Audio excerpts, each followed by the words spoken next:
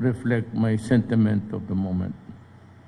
To our troops, I stand in solidarity with you as we honor the memory of your comrades, my soldiers, who gave their lives in the name of peace here in Sulu. The recent bombings that took the lives of several civilians, including those of your fellow soldiers, will only further strengthen our resolve to crush the lawless elements behind this cowardly act. For decades, Mindanao's progress has been hindered by the threat of insurgency and extremism. Kung wala lang ho sana itong the seed of hatred na nakalagay sa isip from generation to generation, sana ngayon maganda na ang buhay para sa lahat. This unfortunate incident is only one of the countless incidents that prove that we should never be complacent when it comes to terrorism. Lagi ninyong tandaan na ang kaligtasan ng ating mamamayan at mga komunidad ang inyong prioridad. Right now, our entire nation is dealing with the global health crisis, yet enemies of the state will still find the energy to perpetrate the acts of violence and terrorism. Now, more than ever, our nation needs our armed forces to ensure that these terrorists will never succeed in their pointless goals. By choosing to fight for your country here in Sulu, you honor the ultimate sacrifice of your fellow soldiers and the countless others who fought before you. I know that the ongoing pandemic has not only made your responsibilities even more complicated and more hardships. Yet in the spirit of selflessness, you remain strong in your mission for the Filipino people. Because of this, I am humbled by your commitment, inspired by your patriotism, and grateful for your continued support. Bilang isang Pilipino, ibibigay ko sa inyo ang lahat ng suporta na kailangan ninyo para matupad ang inyong misyon dito sa Hulo. I commit myself to work with you, my dear troops, to ensure that these terrorists will have no future in this country. You know, Sakor, it is not the fault of the native Filipinos tayo. We never had any religion before. Well, until the evangelists of religions came over. Wala ho tayong away noon. At maniwala't kahit hindi, itong Bisaya pati Tausog, kung pakinggan mo lang mabuti, magkakaintindihan tayo. What I'm trying to say is that the irony of it all is that Lapu-Lapu was a spin-off of the tribe of the Tausogs that settled in Cebu, is the same Lapu-Lapu that I honor and bestowed upon him the prestige of being a national hero. It was not until after I was president. You know, in the past, sinasabi lang nila, Lapu-Lapu, pangpiritong isda lang yan, ilununan. But he was the first Filipino to resist the invader. Siya yung unang nagipagbakbakan. And to think that he was a descendant of the Tausugs who settled earlier in the Visayan Hemisphere. The other tribe is the Hiligaynon, which are the Hilongbos now.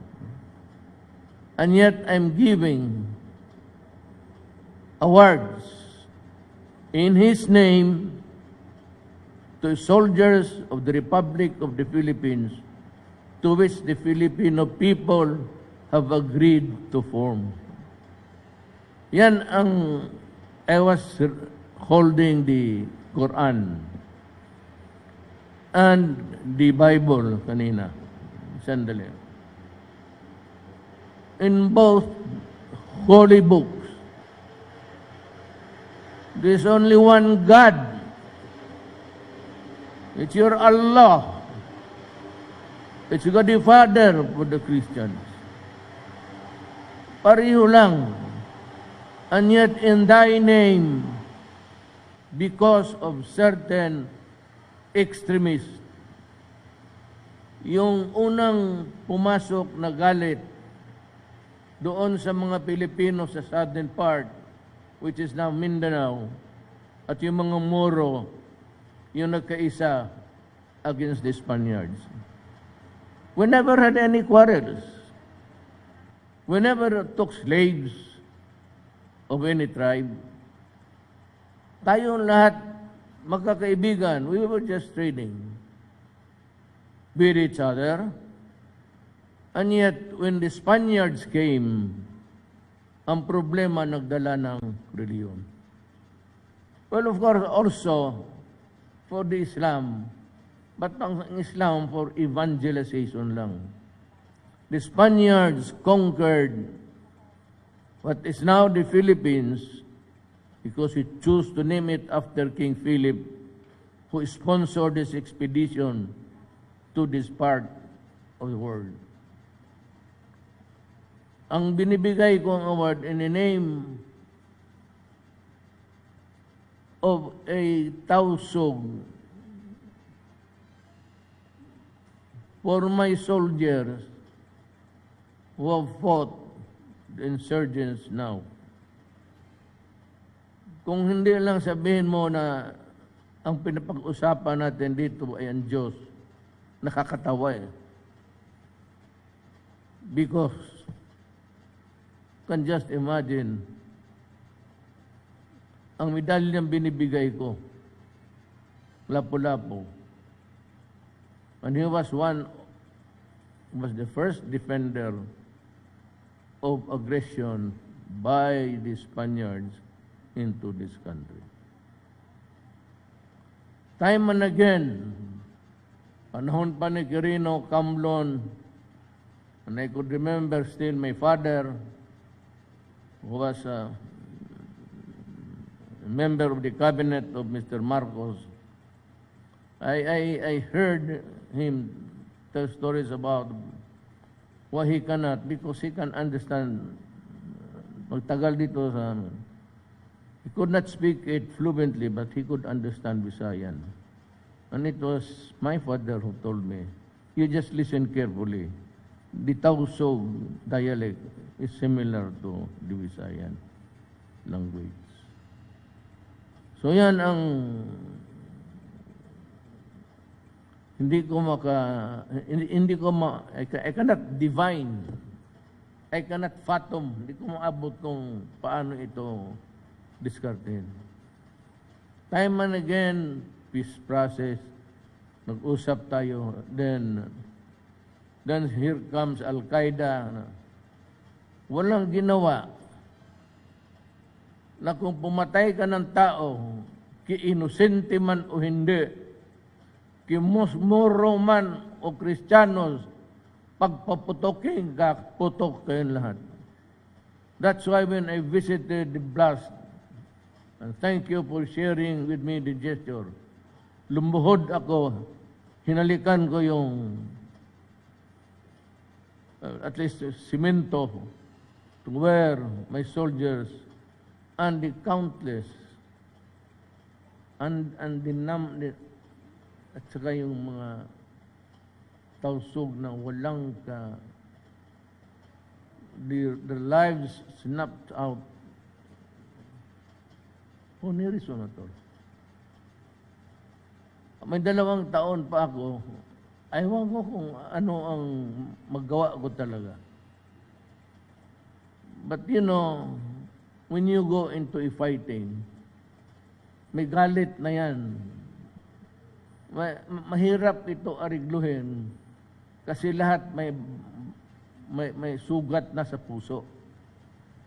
And it would take more than a generation to do this. I hope that any one of my children would become a politician, baski barangay captain lang, that should be able also to do something about this problem of the Moro and the Christians.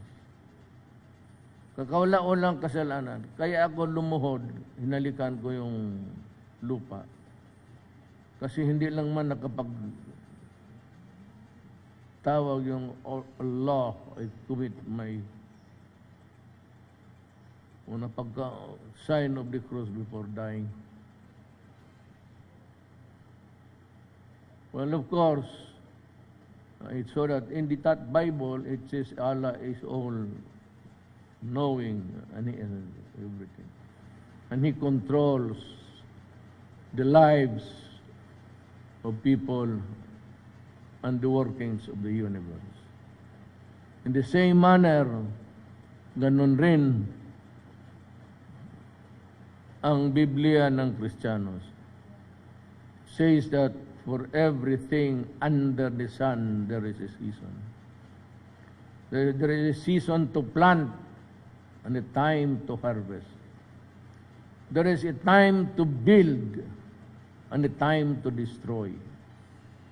There is a time for sadness, but there is a time for joy.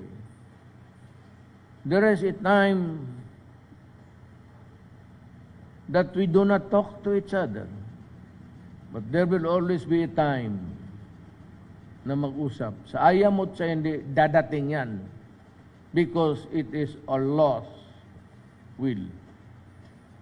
If Allah says that it's about time that we stop the carnage of killing each other, then He will find the reason for the Moro and the Christians and the others tribes professing the Christian faith. We will have the time. As there is a time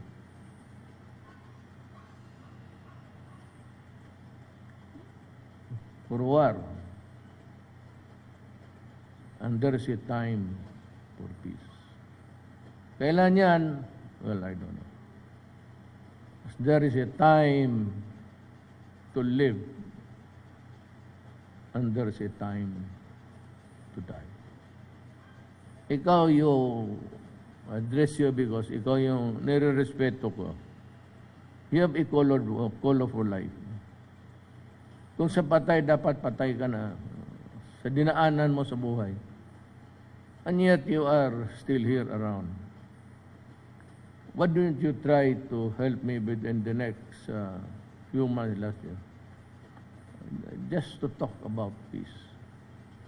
It need not really be an arrangement. Just talk about peace. Mahirap kasi because ang bomba, hindi kasi namimili. Yan ang problema.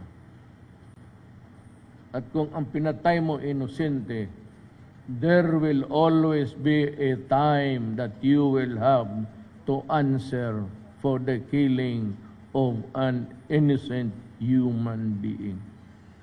Baski ano klaseng reliyon. Allah says about revenge. Allah says about the giving, the taking of life.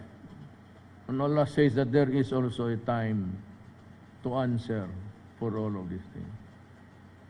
So I will end my speech with an appeal that if we cannot really agree, then we fight. And we fight hard hanggang magkaubusan na. maybe by that time, kung ubos na ang lahat, wala ng gera. Sa pagka ngayon, hindi ko mapigil ang mga sundalo ko kasi may mission sila.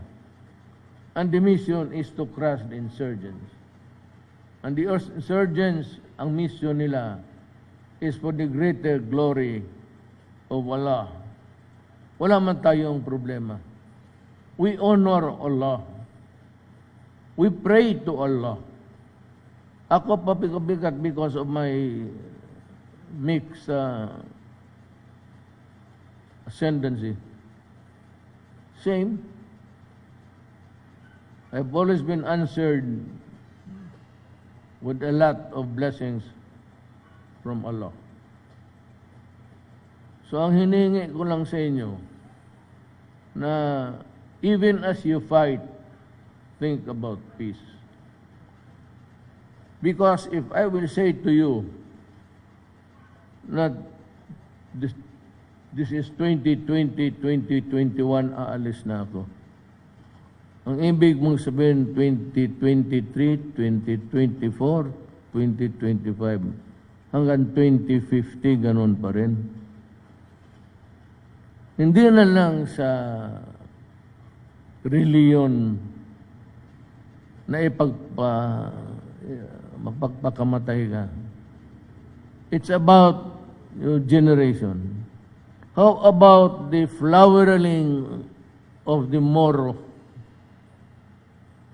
Nakagaya ng ibang lugar, Dubai, when will the Moro Filipino ever taste of this law?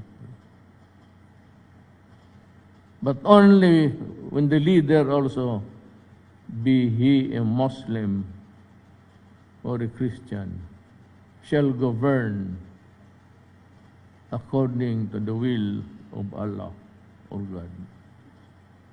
Yan lang. In the meantime, we fight. And sa pagkangan sabi ko, I cannot offer anything. Because I have also my mandate. I do not only order, I impose duties. Gawin ninyo ito.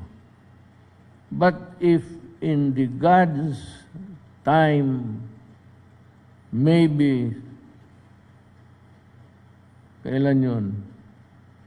We will have a time to talk and to ponder about peace at yung mga anak ninyo. Biro mo na palakihin mo, hindi mo nga padapuan ng lamok, but only to die walking there on the streets. Sabong.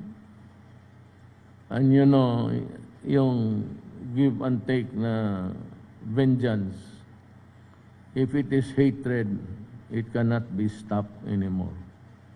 Hardly. So, it is a impossible dream. It is an unreachable star.